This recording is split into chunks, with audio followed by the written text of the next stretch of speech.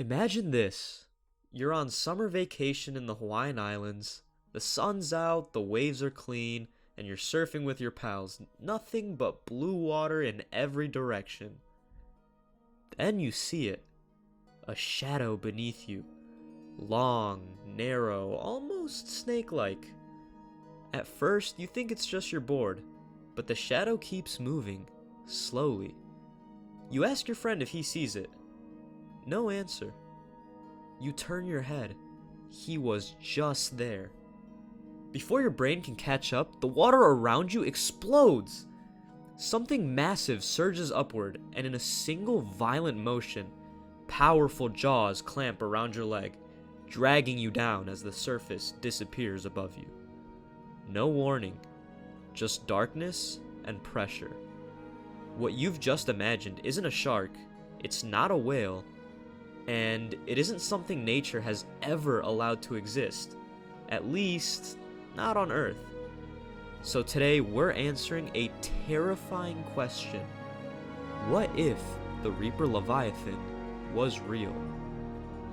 Before we dive in, we're going to split this question into two parts: physical biology and ecology. Let's start with the obvious. The Reaper Leviathan is an insanely unique creature. It isn't based on any single Earth animal. It's what you'd get if you fused a sperm whale's size, a shark's speed, and a crocodile's killing mechanics into one organism, and then ignored most of the rules of physics. And it's huge! At roughly 55 meters long, it would instantly become the largest marine animal ever known. For comparison, the blue whale, the biggest animal Earth has ever produced, tops out at around 30 meters. That's not slightly bigger. The Reaper is operating in a completely different weight class. Comparing these two is like putting Mighty Mouse up against John Jones. That's not a fight, that's a felony. Now, we need to make an important assumption here. We need to assume that planet 4546b has Earth-like gravity. Why? Because our protagonist runs, jumps, and moves normally like he would on Earth. No moon hops, no crushing weight. So, we'll just assume that gravity is about the same on both planets. And that assumption immediately introduces the Reaper's first true enemy: physics.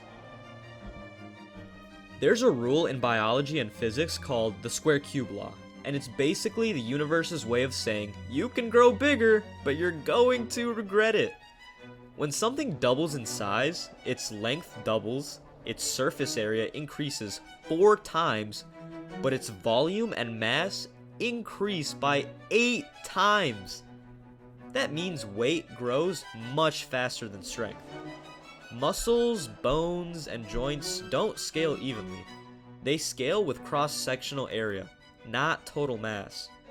This is why elephants don't jump, whales don't walk, and more importantly, why insects can survive falls that would turn you into a human smoothie. Now, let's apply this to the Reaper. A blue whale weighs around 150 to 180 metric tons. The Reaper is nearly twice as long, far more muscular, and built like a high-speed torpedo instead of a slow-moving filter feeder.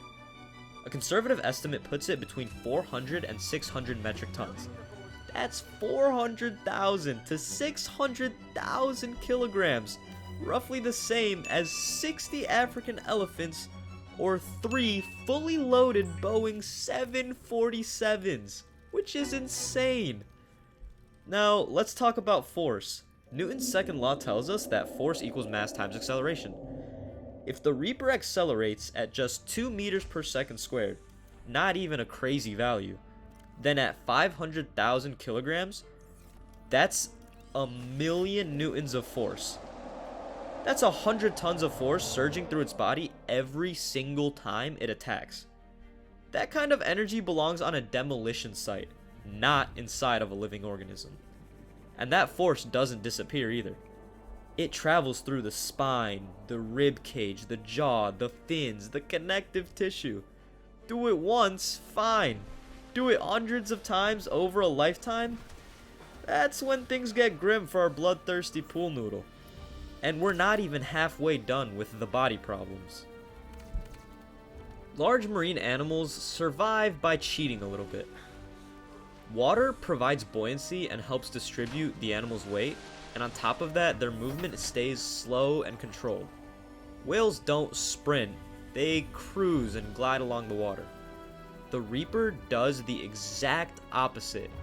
It accelerates, it turns sharply, it grabs, twists, and violently shakes prey, like it does to your sea moth. That introduces torsion, a twisting force that is catastrophic at large scales. In order to survive, the Reaper's skeleton would need to be thicker than whalebone, more flexible than shark cartilage, and stronger than anything Earth's biology has ever produced. Otherwise, microfractures would form along the skeleton, the spine, basically every bone in its body. And microfractures don't look scary until one bad turn snaps the spine and the Reaper becomes a paralyzed submarine with teeth. The Reaper is clearly built for power, but muscle is expensive. It burns massive amounts of energy, requires constant oxygen, produces heat, and it adds a lot of weight. To move a 500-ton body at speed, the Reaper would need absurd muscle density, far denser than any Earth animal. And with that, creates two new problems: oxygen delivery and heat dissipation. Earth's oceans only hold so much dissolved oxygen. Big animals already operate near the limit. That's why whales can dive deep but rest between bursts of movement. The Reaper doesn't rest. In-game, it patrols and it hunts constantly.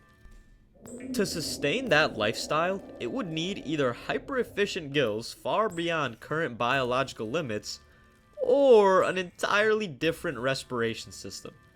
Otherwise, extended combat would leave it oxygen-starved. It's like asking Usain Bolt to sprint a marathon underwater. There's just not enough oxygen. And all of that muscle produces heat. Whales deal with this by moving slowly, living in cold water, and using complex blood flow regulation systems. The Reaper does none of that. Fast movement, dense muscle, and constant activity equals a thermal nightmare. Without advanced heat exchange systems, it would literally cook itself from the inside, which tracks considering you find Reaper skeletons in Subnautica's hotter regions like the active lava zone. Now, we all know that the Reaper's jaws are iconic. I mean, it's one of the first features you can see when you first encounter the creature by either the aurora or by the sand dunes. Now, the game makes it very clear that those jaws are insanely powerful. I mean, they can just destroy your sea moth in a matter of minutes. It's terrifying. But it's also extremely unrealistic. At that scale, achieving in-game bite force would need jaw muscles so large that they deform the Reaper's skull. Otherwise, those jaws are mostly for show. Terrifying? Absolutely. Efficient?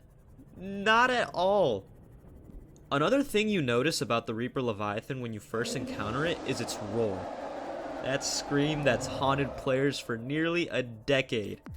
Scientifically speaking, it would likely fall between 190 and 210 decibels underwater. I mean, that's louder than a blue whale. The roar can travel for miles, disorient any nearby creatures, and cause instant hearing loss at close range, which means if you hear it, you're deaf, terrified, and seconds from dead. The in-game PDA even confirms it. If you can hear the Reaper, it can see you. Thanks, game. Let's say, somehow, the Reaper's body works. No snap bones, no oxygen failure, and no internal heat death. Now we hit the real problem, the ecosystem. Energy transfer in food webs is brutal. About 90% of energy is lost every time you move up a trophic level. Earth's oceans already struggle to support a few thousand blue whales, and they eat plankton at the bottom of the food chain. The Reaper sits at the top. If we do the calculations on how many calories the Reaper would need on a day-to-day basis, That answer comes out to 3 million calories per day. I mean, that is just ridiculous. It's not even possible. There's no ocean in the world that has that many fish. There's absolutely no possible food web that would be able to sustain it. One reaper would destabilize entire regions. Multiple reapers, like we see in Subnautica, would cause rapid prey collapse and starvation. Earth just simply doesn't have the biomass. The final verdict is in, and it says that the Reaper Leviathan could never exist on Earth. As if that wasn't already obvious enough. It's just because it's too big, too fast, and too powerful. Earth runs on balance, efficiency, and energy conservation. The Reaper isn't balanced whatsoever. It's an ecosystem nuke with teeth. And that's the real horror. Not that it would hunt us, but that it would erase the ocean itself and all of its diversity. Which is why creatures like the Reaper only work on fictitious alien worlds. Because on Earth, nature doesn't allow apex predators like that. And if it did, we'd all be cooked.